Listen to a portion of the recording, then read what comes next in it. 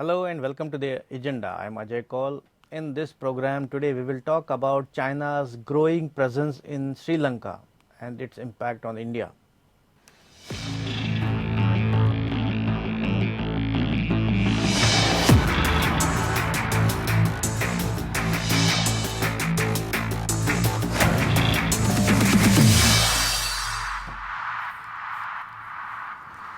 Parliament has just cleared the way for a huge Chinese project for development of a port city near Colombo. Earlier Sri Lanka leased the strategically located Hambantota port to a Chinese company for 99 years. Not only these two projects, China has been investing in airports, highways and power stations in Sri Lanka. So what impact do these developments have on India, with which Sri Lanka has been traditionally having very close relations? We will analyze this in the agenda today with experts on foreign affairs, retired diplomats, Ambassador Ashok Sajanahar and Ambassador Deepak Vora. But before we start our conversation, have a look at this small report. The Sri Lanka government has given approval to a Chinese company to develop a port near Colombo with an investment of $1.4 billion. In return, the Chinese company gets the right to use 62 hectares of marketable land on a 99-year lease from Sri Lankan government.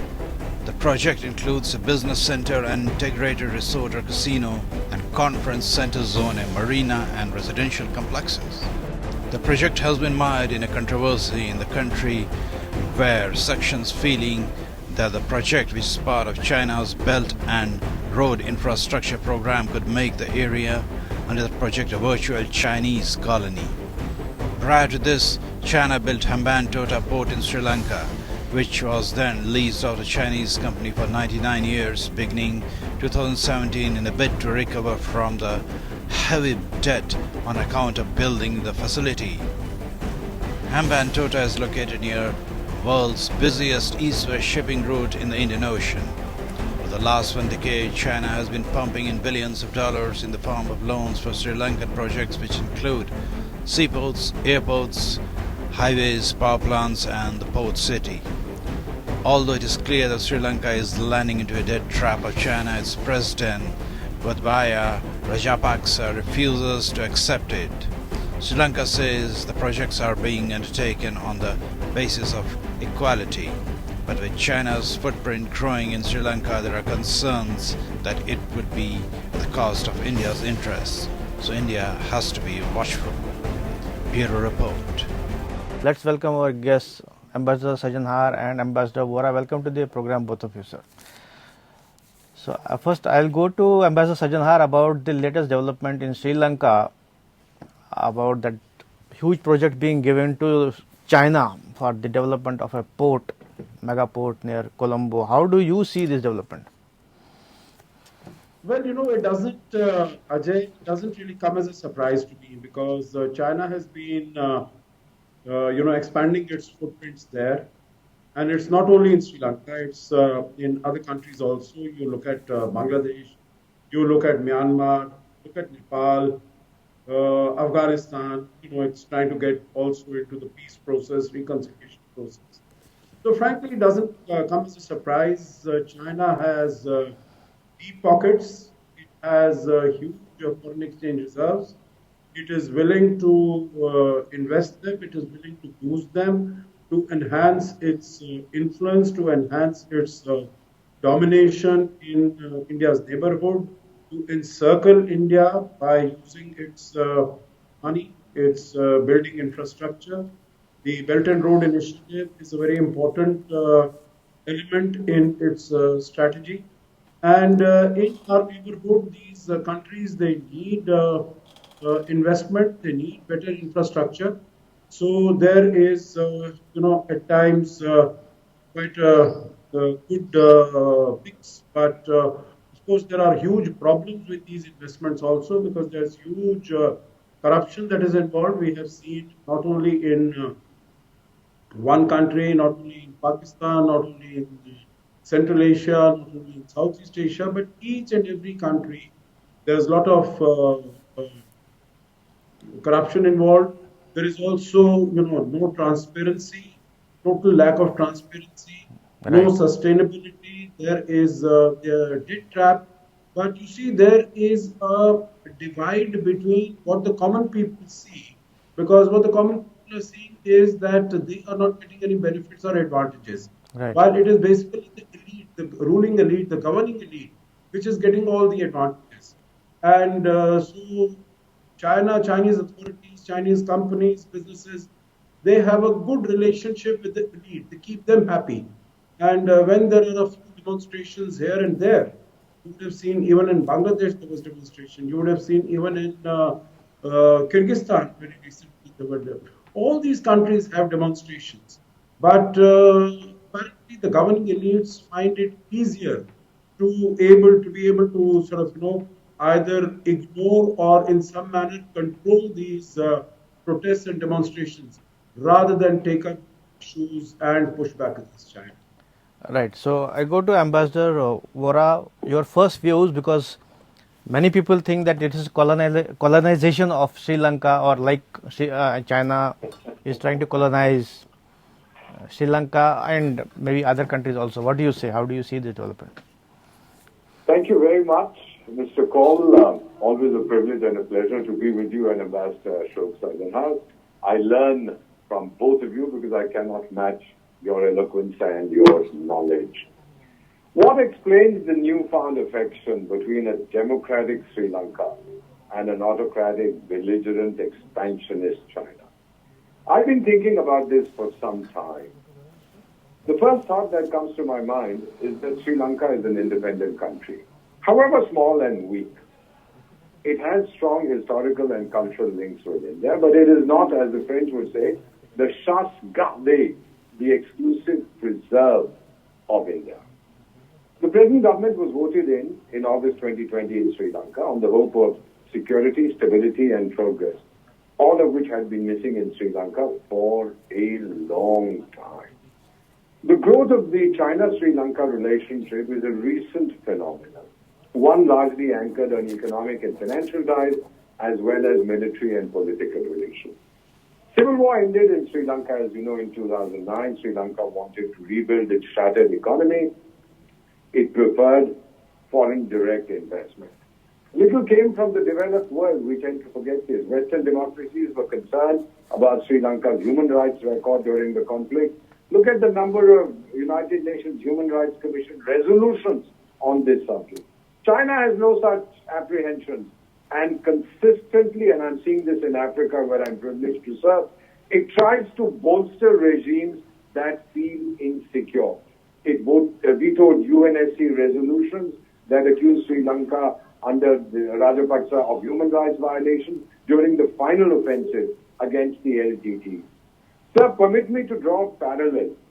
Following the collapse of the USSR in 1991 and faced with a rapidly declining economy, Russia, that had flirted with Western liberal democracy, turned its gaze eastward, saw a country flush with funds and desperately seeking to upgrade its outdated armaments. It was what I call a perfect marriage of inconvenience. Russia remains the world's largest country, sparsely populated.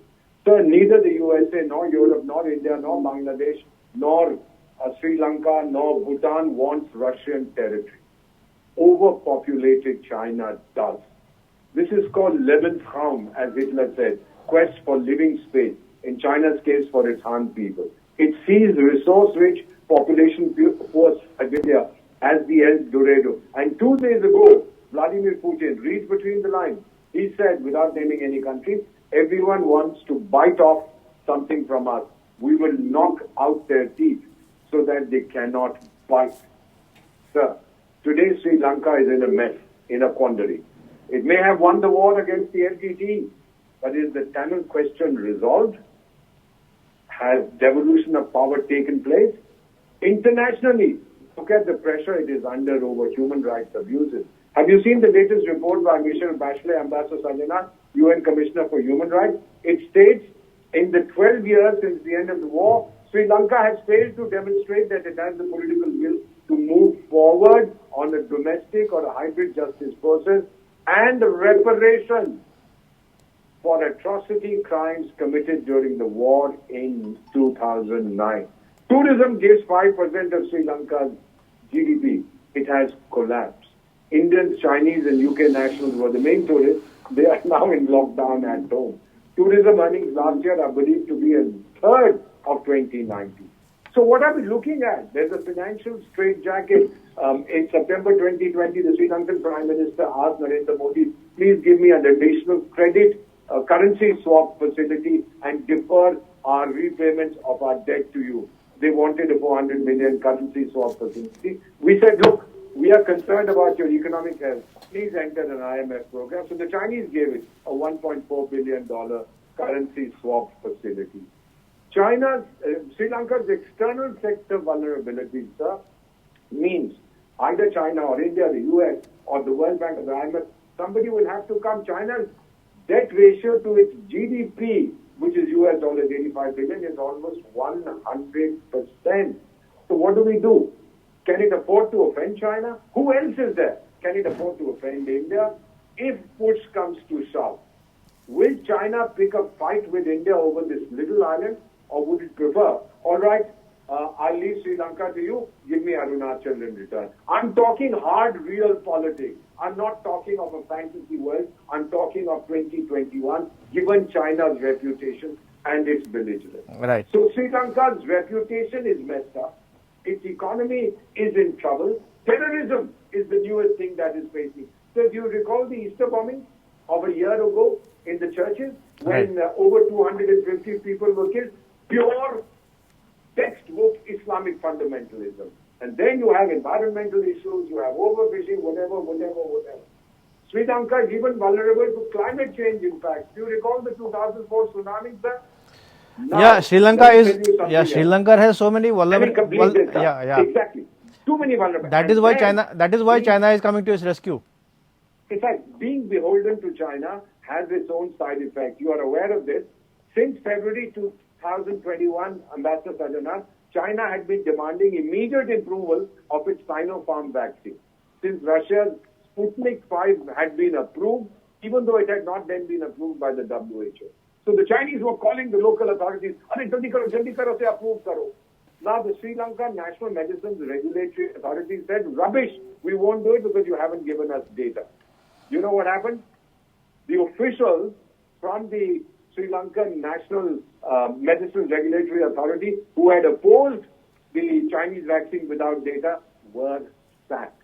China said sack them. But China can't change its behavior. It expects its chamchas to follow its template. Do you remember what Joe Biden said about his Chinese counterpart in February? He said he does not have a democratic bone in his body. And may I add that he doesn't have a truthful bone either. Right. Sri Lanka does not want to become an obvious Chinese flunky as Pakistan has become. But of course, the Chinese are getting projects, that and the other. Does it mean that they have taken over the government in Colombo? I ask you to answer that. I think so, because government is all inclined towards China. So I'll go to Ambassador Sajjanhar. Sorry, I took so long. Sorry. No issues. So because President Gotabaya Rajapaksa has said that, relations with China will continue, although interests of India will be kept in mind. So should Ambassador Sajjanhar, should India worry, or should take it lightly? Okay, it's happening, let it happen.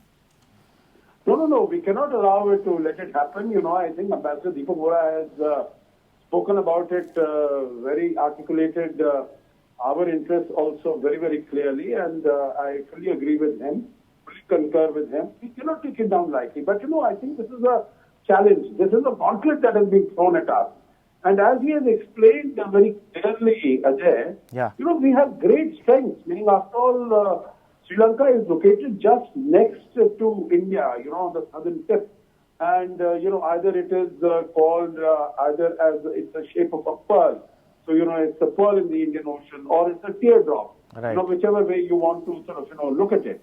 But the point is that we have had age-old historical, cultural, civilizational, religious ties with the political, economic ties with Sri Lanka. So we have to use all that strength, and I think we are doing it. You see, just to give you an example, Ajay, in 2015 March, when Prime Minister Modi went to Sri Lanka for the first time after getting elected, this is the first bilateral visit by an Indian Prime Minister after 33 years. Right. We have neglected that country. Now, after that, you had Maithripala Sirisena coming in, and then after that again, meaning he was also not able But to equip him. it won't be right to say neglected, because if you talk about tsunami of 2004, India was the first country to reach there with all our resources, despite having been affected ourselves. So No, I don't you have think. a valid point. I take your valid point. But you see, when you are neighbors, then you really have to nourish. the Only a relation. bilateral visit had not taken place for 33 years. Yeah. Yeah. So, and if you are, with your neighbors, you have to really, and it was not only Sri Lanka.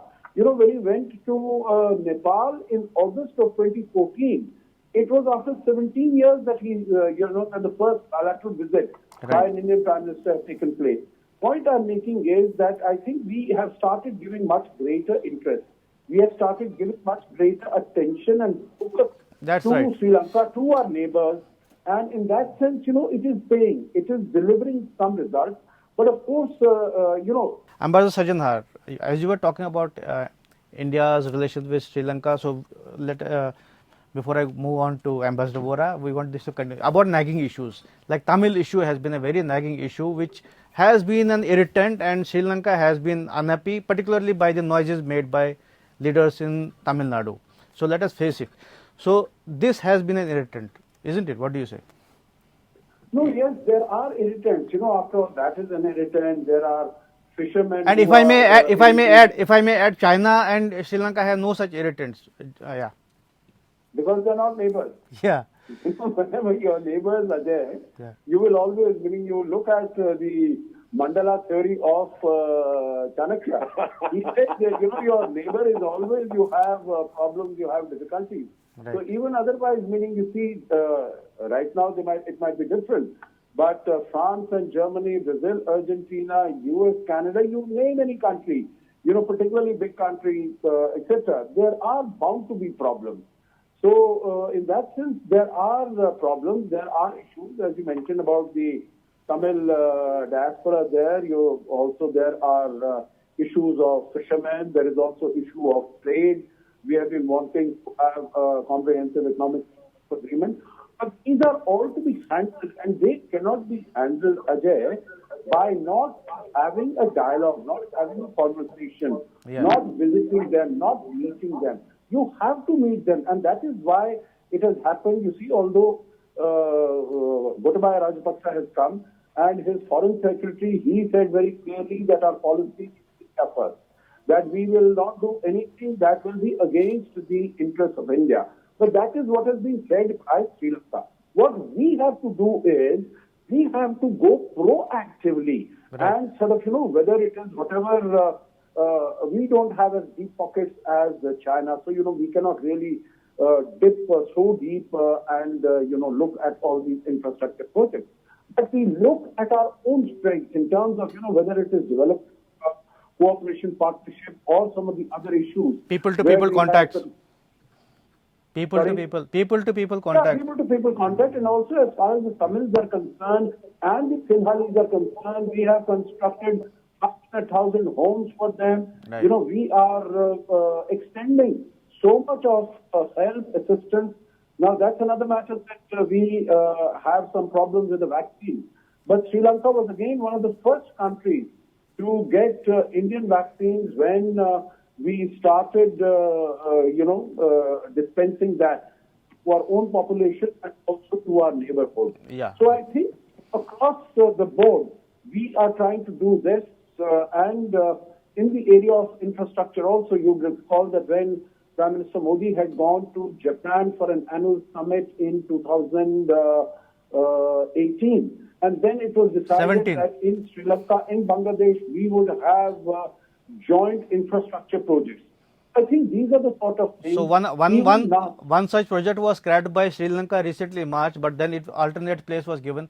But I'll go Exactly. to So Ambassador Vora, as we are talking about nagging issues with Sri Lanka, about this Tamil devolution of power, which has been which Sri Lanka has not fulfilled and India has been insisting. And like as I mentioned, China doesn't have, it doesn't have any such nagging issues with China. So is it kind of maybe reducing the dependence on India, like Sri Lanka maybe trying to move towards China? What would you do as a Sri Lankan? You would look for help wherever you can get it. When India went in for the first time with the decision was that we would be able to bring peace to that country. We were committed to the territorial integrity. About tsunami, I think there was a break in our audio. Oh, I said no. I'm talking about the peacekeeping Indian force that went in during the civil war. Why did we go? Do our soldiers love to go around running around on the beaches of Sri Lanka? We went in to preserve the territorial integrity and unity of Sri Lanka. We went in there because we wanted to save the Tamils. Sir, all the time, consistently, India's support to Sri Lanka has been without any without any thought about the returns that we will get other than friendship. Ambassador Sajjan Hart talked, and you talked about bilateral visits. Of course, we may not have had as many as we should have, not even to Africa. The Chinese go running off every year. There is also a saying, and I remind you, go not too often to your neighbor's house, lest you lose your welcome. That is what is happening to China in Africa. But at the same time, let us face it, 33 years are too long for a bilateral visit. Although multilaterally it has taken place, I know. No, multilateral visits have taken place. Of the past. God has given us eyes in the front so that we look to the future, not behind. But you learn from past, no? We learn from past. Yes, of course we learn from the past. Yeah. We've never been a major lender for Sri Lanka. Our lending support is based on export credits. By the way, Ambassador Sajjan Hart knows this, 1998, the first ever free trade agreement that we signed was with Sri Lanka. And it was also Sri Lanka's first ever free trade. And it was very beneficial also. It was very beneficial. And all this nonsense about Hambantota and the airport and the highway, all this is wonderful. I mean, some observers feel that Beijing wants to turn Sri Lanka into a modern-day semi-colony, the same way Great Britain and Portugal turned specific cities in southern China into their own semi-colonies back in the mid-19th century. Sir, people have even talked about the Marshall Plan. Europe was rebuilt substantially by the U.S. Marshall Plan, but the Marshall Plan, 90%, was grants. China gives loans, not grants. Right. And it wants that back. What did the United States expect? That Europe would not succumb to communism because the big bad fellow after the Germans was the Soviet Union. They wanted loyalty and friendship. China wants land for its money. Based on my experience, Ambassador Sajjan Hart, in diplomacy for 50 years and seeing what is happening in Africa that welcome Chinese money with open and often crooked arms, I would urge Sri Lanka, do not cut off your face to spite your nose. I remind you, sir, and the millions of people watching your show, of what the legendary Ho Chi Minh told his cadres in 1945 after the Japanese surrender following the Second World War. When some of his cadres said, let the Chinese army stay on, they will prevent the French from sneaking back. He shouted at them. The French, he said, are foreigners. Sooner or later, we will throw them out.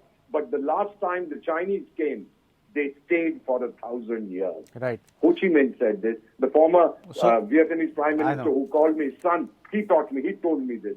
Sir, Sri Lanka should be warned because forewarned is forearmed. So, Ambassador, we have to close. So, one brief comment by both of you. So, Sri Lanka said it's not a debt trap. Will you believe it? Ambassador Vora first. It's not a debt trap. Yeah. Oh, was Abraham Lincoln my grandfather, sir? If you believe that, then it's not a debt trap. Is the moon made of blue cheese? You have the answer. Okay, Ambassador Sajjan Hart, what do you say? Sri Lanka said that it's not a debt trap. Ajay, I wish I could go along with what Ambassador Vora has said because whatever he says it with deep thought and great consideration. But my own experience when I have visited Sri Lanka in recent years is that they say that what we owe to China is a very minuscule portion of our overall debt. So we are not burdened by it, and we don't consider it as a debt. So I think they really need to come ahead and smell the coffee.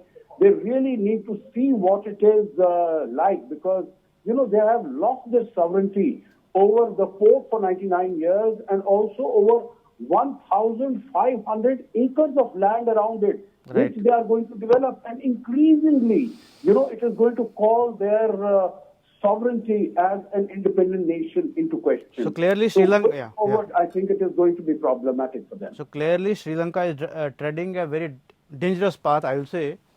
So, but Slippery slope. yeah. So, but the time of this program today is over. Thank you both of you for participating in this interesting debate. Thank you very much. Thank you again. Thank you. This is all in the agenda today. Thanks for watching. I'll be back with another important topic on Monday. Till then, goodbye.